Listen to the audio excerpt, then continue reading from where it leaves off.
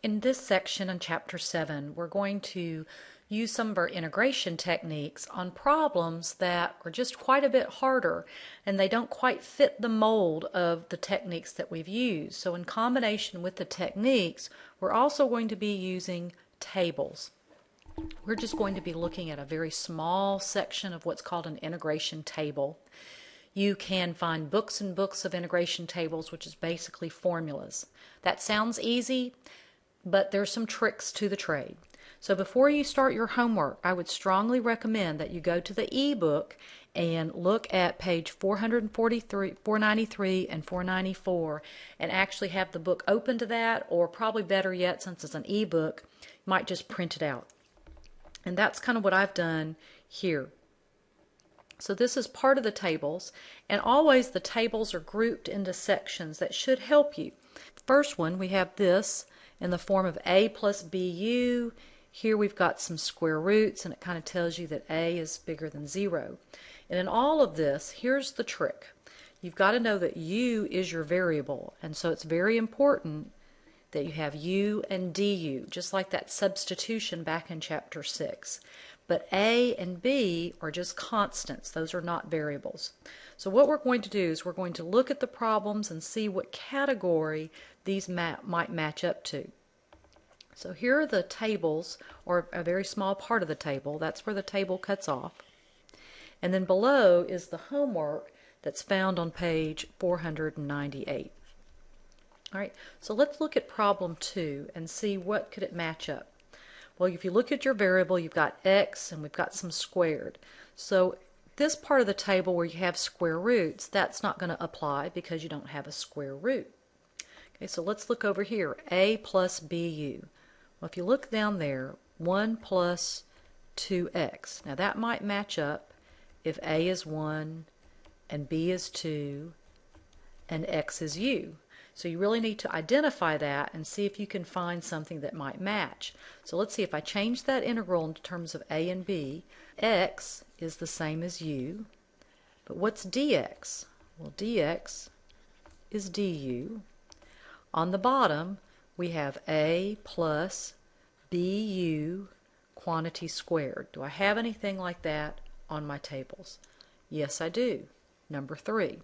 So this one we might need to use formula number 3.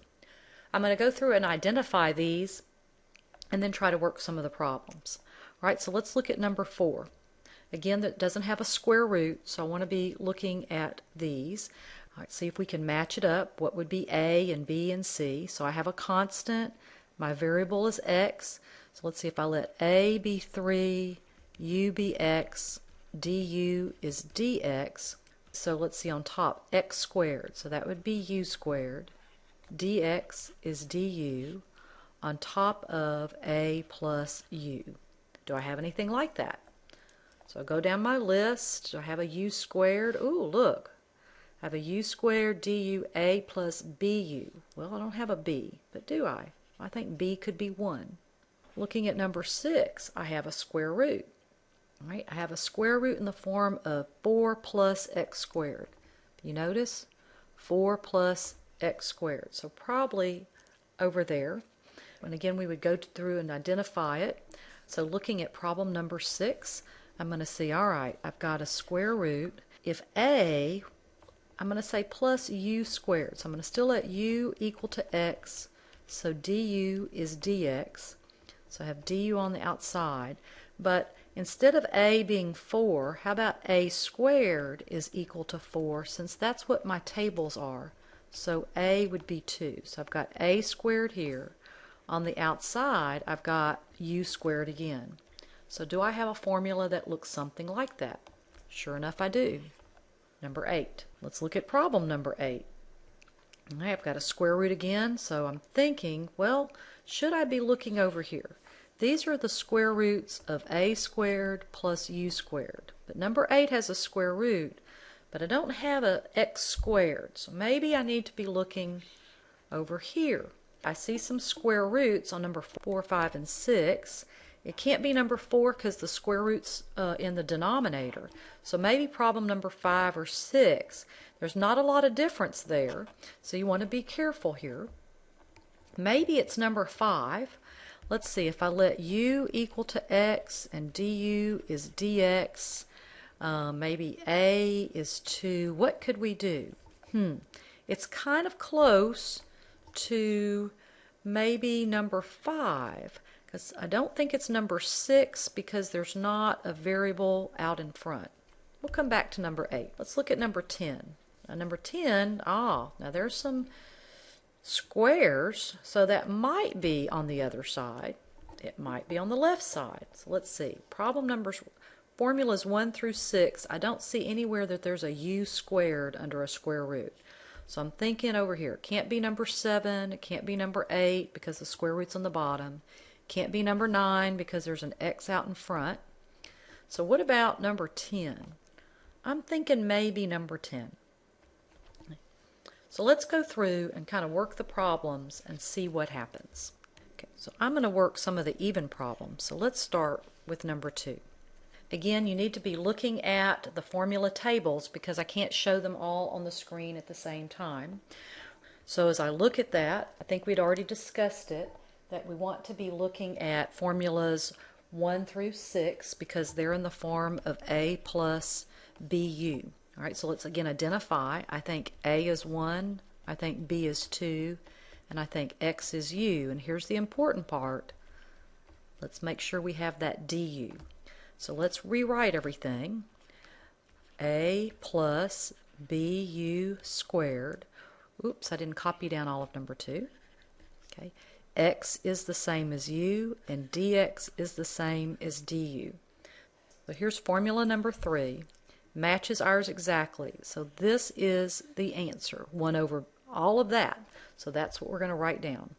All right, so since I have identified my a, my b, my u, and my du, that's what you've got to do. So let's go ahead and just fill out the answer. So 1 over b squared times a, which is 1, over a plus bu, plus the natural log of a plus bu plus my constant. So the only thing I need to do is change this 2 squared to a 4, and I'm done.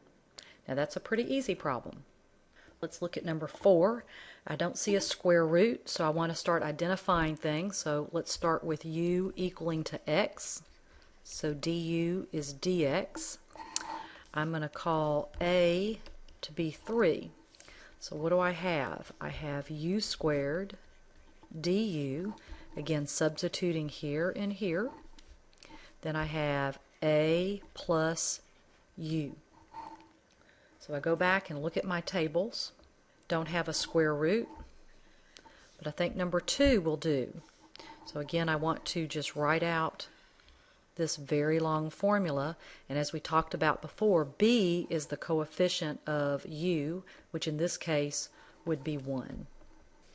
Another thing I'm going to ask you to do on the test is tell me what formula you're using. It just helps it. So this is formula number 2. I will provide the same exact tables for you on the test. Let's fill it in. So we have 1 over 2 times 1 cubed. Then a plus bu, now remember this is b right there, it's in front of there, which is 3 plus x. Sorry about my handwriting there, that's 2 times a squared times the natural log of a plus bu, plus that all-important c. Right.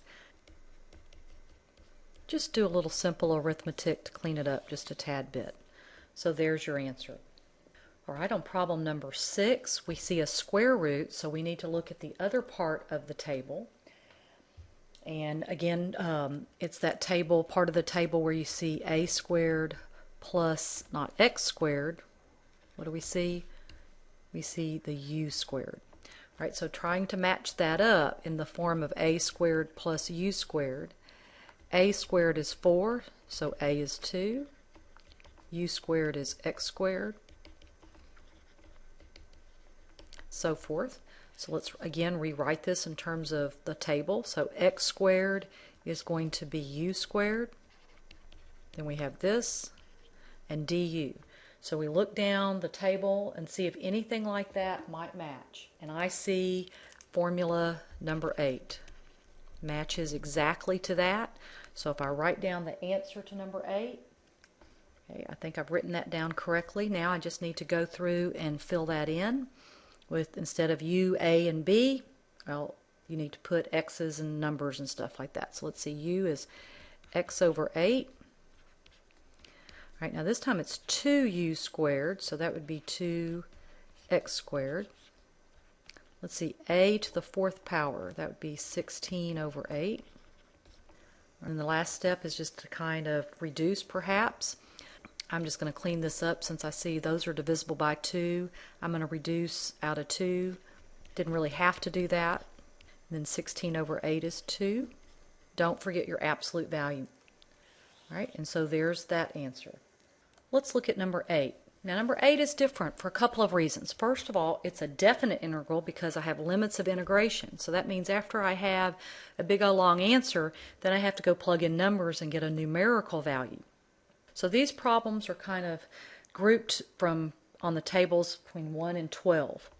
As we talked about before, the tables that had it in this form, a squared plus u squared, really doesn't fit here because I don't have an x squared. So I need to look at the other part of the table that might have a square root on the bottom. And again, as I start identifying those, I might say a is 2, b is 3, u equals to x, and let's go ahead and take that derivative there. So let's see, how could I replace this? Now if you notice, I can't put in 0 to 2 because that deals with x, and this is with u's. That doesn't fit anything because if you notice, I've got this plus 1 happening. How could I rewrite that? Well, you can separate that fraction. Oh, and that b, I guess that should be a bu. Do I have anything on the table that looks like that? Let's just take a peek. I'm kind of looking at number 5. That fits the first part, but then do I have something else that I don't have a u on the top? I don't know. Let's go back to work. Okay, as I look at formula number 5, this is what I see as formula number 5. It's u du square root of a plus bu. So I believe that fits this part. But what about that integral? Well, let's just hold on to that for just a minute. Let's go ahead and plug all this in. All right, and remember, then we've got to do a definite integral after we go back to x's.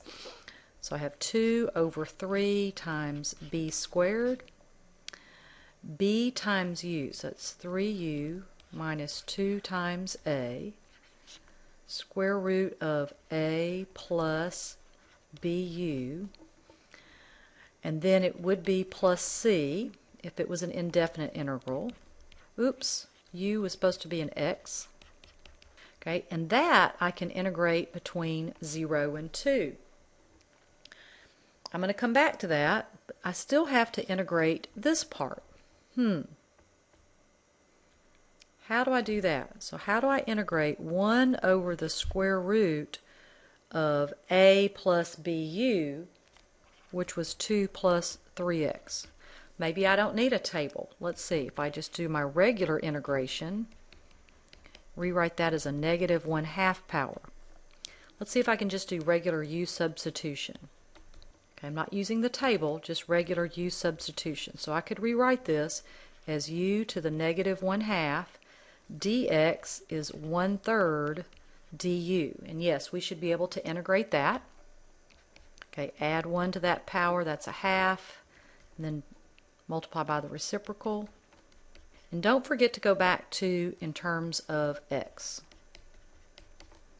And then I can integrate that between 0 and 2.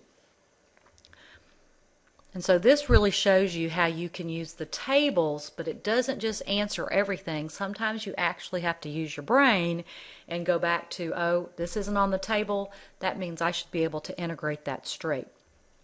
Right. And then I'm not going to go through bother of plugging in those numbers, but hopefully remember you would plug in a 2, do that work, then plug in 0 and subtract those, and then you would have to add it to this by plugging in 2 and then plugging in 0 and subtracting that and adding those results, and that would be the answer for number 8. On the test, it is very doubtful I will give you a definite integral, so I really want you to practice the indefinite part and how to use those tables. Okay, as I look at problem number 10, I see a square root. I'm not too sure if it's in the form of a squared plus u squared because of that 8, but let's see what we can do with that. As we look at the table and comparing it to problem number 10, I have square roots in the bottom. I have a variable on the outside, so let's kind of process of elimination. Can't be 7, can't be 8, can't be 9, because there's not a variable out here. My variable is to the first power, so it's probably got to be formula number 10. But notice we've got a squared plus u squared. Got to figure out what to do with that 8. So let's see, if a squared is 4, that's pretty easy. But u squared would have to be 8x squared. So u would be the square root of 8 times x, and here comes the tricky part. Du would then be the square root of 8 dx. And let's see, if I need to solve for x right there, what else could I do? I'm going to have to come down here and say, all right, u divided by the square root of 8 equals to x. So it's going to get a little bit messier, and we're going to have to make all those substitutions. All right, so let's see if we can start filling in some things. So it's going to look weird, but this is what we got. So let's see, what is dx? Did we solve for dx somewhere? No, we did not. So we need to take that and solve for dx. So we'd have du over the square root of 8 equals dx. So dx is du, and I'm going to put that square root of 8 on the bottom. Then we have x is u over the square root of x, 8. And then we have the square root of a squared plus u squared. That doesn't look too bad, and notice that those square root of 8's cancel out, and I have exactly formula 10 now. And that's what you've got to make sure that it fits. It's got to fit exactly, and sometimes you have to play around with all those constants. So if you clean that up, this is, okay, I know it's problem number 10, but it's also formula number 10. So now I'm ready to fill in my answer. All right, so negative 1 over a, natural log, square root of a squared plus u squared, over u. What was u? That was the square root of 8 times x, plus a, plus c. All right, not a very pretty answer, but that's okay. If you're wondering where all of these formulas came from, it wasn't like just from an inspiration. It really was people cranking out their techniques of integration using a lot of weird substitution, and took a lot of time, and so people just didn't want to keep reinventing the wheel, and they said, okay, when it's in this format, this will always work. So it should save us a lot of time. As we look at problem number 12, let's see. It's not in the form of a plus bu, and yes, that plus sign makes a difference. It's not really in the format of a square root of a squared plus u squared. So maybe we need to look at some of the other formulas. Let's look at some of those. So again, we've got them kind of broken down into square roots. Notice those are in a different order. A squared minus u squared versus u squared minus a squared. We've got e's and natural logs. Okay, so I'm looking at problem number 12. Do you see anything that might fit this? Well, remember the 3/2 power is really the square root cubed. So we do have a square root. We have a constant minus the variable squared. All right, as I look at number 12, okay, I see this to the 3/2 power. Remember, that's a square root. But what comes first, your variable or your constant? Your constant. So it can't be these, because that's the variable first. But what about this grouping? Okay, and I want it in the denominator, so process of elimination, it can't be number 19. I'm looking for a 3/2 power, so it's got to be formula number 22. Let's look at number 14. right? This time I have the variable squared, so I'm going to come over into this grouping. And again, kind of just eyeballing it, I'm thinking it's probably number 17. But again, I would kind of have to verify that. Number 16 looks just like number 12. It's exactly the same thing. I've just got to do some definite integrals by plugging 0 and 1. And then when I get to number 18, oh, I see e's. So I'm thinking I need to look at the ones that have the e's. So as I look at that, if you got anything, it's got to be in the denominator, it's got to be a fraction. If it's any of them, it's got to be number 25. Let's look at problem 22. Now those are some e's, but do you see any square roots or any of that grouping? No, you don't. So you may have to go back and then see that there's a plus sign, so it's not this grouping, it's not this grouping, because those have minuses.